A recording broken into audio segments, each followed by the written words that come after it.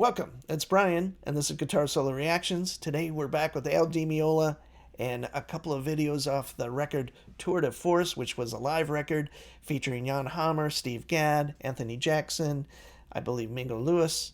No, not Mingo Lewis. I'm forgetting his name. Oh, yeah, no, Mingo Lewis. I apologize.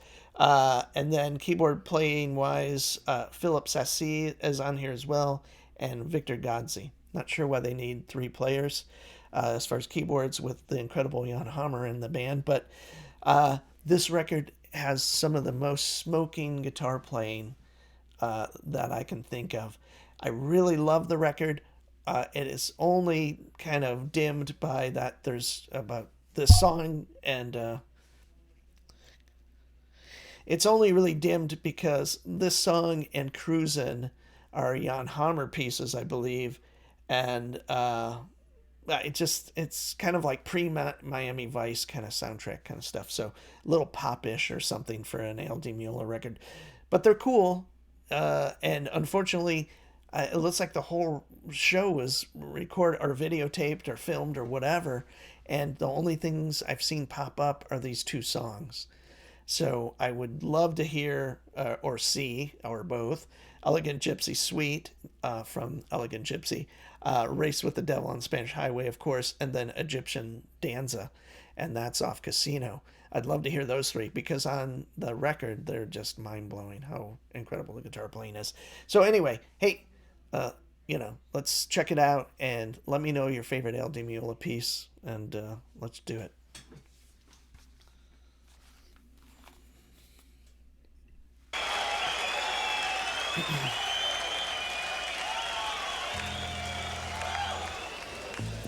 The amazing Anthony Jackson.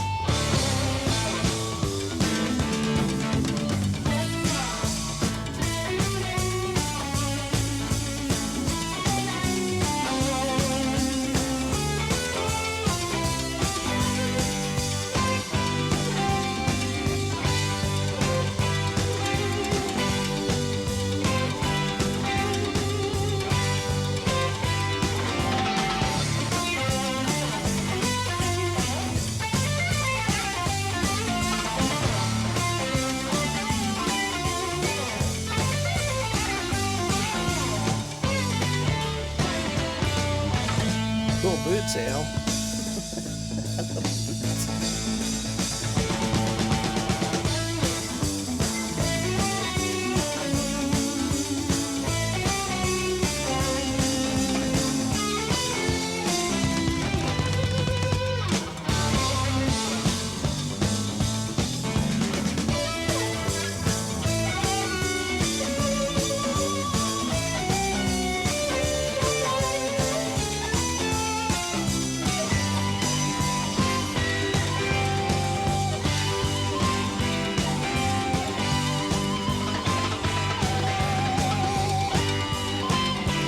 So Al's technique is really unique, and you don't really see it on this because he's not really playing a lot of like solo stuff. But he has like the violin, like a string player vibrato, classical guitar player vibrato, which is not up and down; it's to the side. Steve Vai does that. Some players do it, but Al does that quite a bit, and he just has really incredible technique now and then. So kind of a cool little neat thing.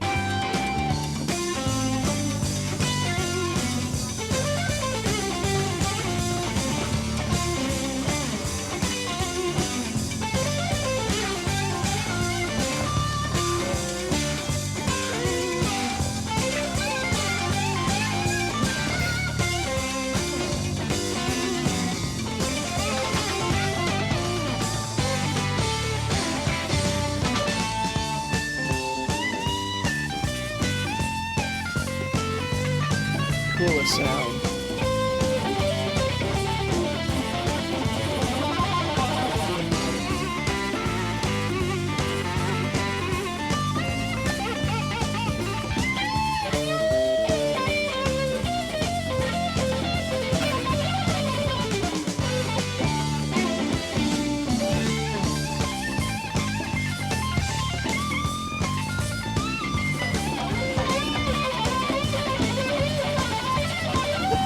Jesus Christ.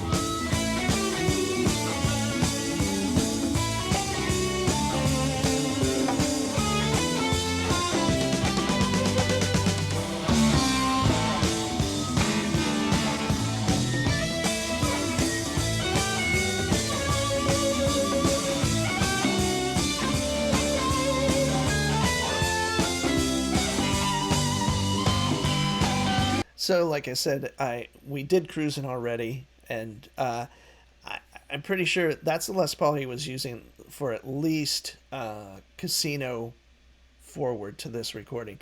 I think on Elegant Gypsy he had kind of a darker Les Paul, kind of like a custom. I think it was.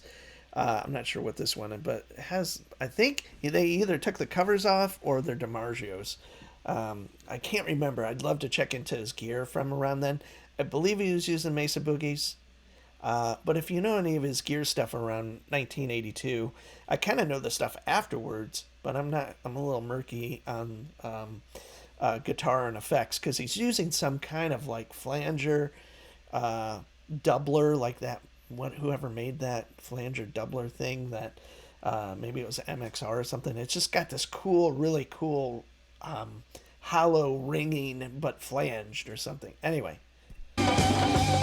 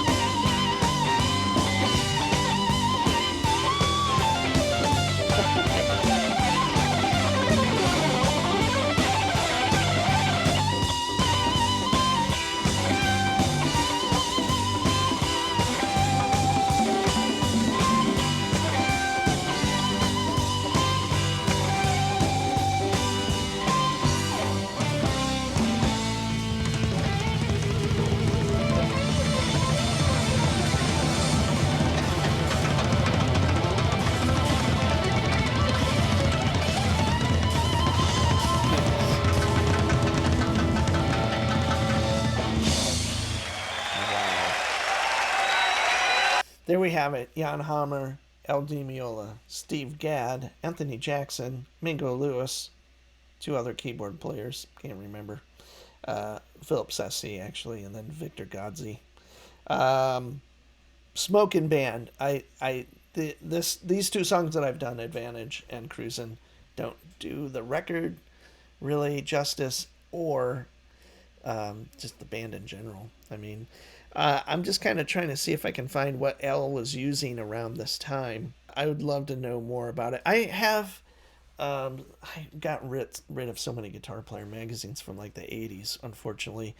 But there is, however, one I still have with Robert Fripp on the cover. I think it's 82 or 83 or 4, and Anthony Jackson in it is in it, and it's one of the coolest articles that I've ever read in a magazine from a bass player or guitar player. And I have a few in the back of my head that I really, really love and cherish and all of that. But that Anthony Jackson one and the Robert Fripp one, both incredible interviews. But Anthony just kind of turned me on to a lot of different music after I read that interview with him. And just a really cool individual who's an amazing musician. And, you know, he kind of makes a comment like I guess someone said, "Are you going to take a solo on this song?" or something like that. And he says to the effect, you have to have a lot of courage and a lot of balls to ask to do a solo with Al Di Meola and Jan Hammer on the stage with you. So, but if anyone could hold it down, it's him, and just a really neat dude, and probably the forebearer of the six string. I don't know if anyone else was doing it, but I don't think so. I think he had, I believe Ken Smith made him his first one. I could be wrong, but I believe that's what he's playing there, or some modified version of one. But he did play Ken Smith for a long time. But anyway, hey, I'm Brian. Thanks for watching. I'll see you soon.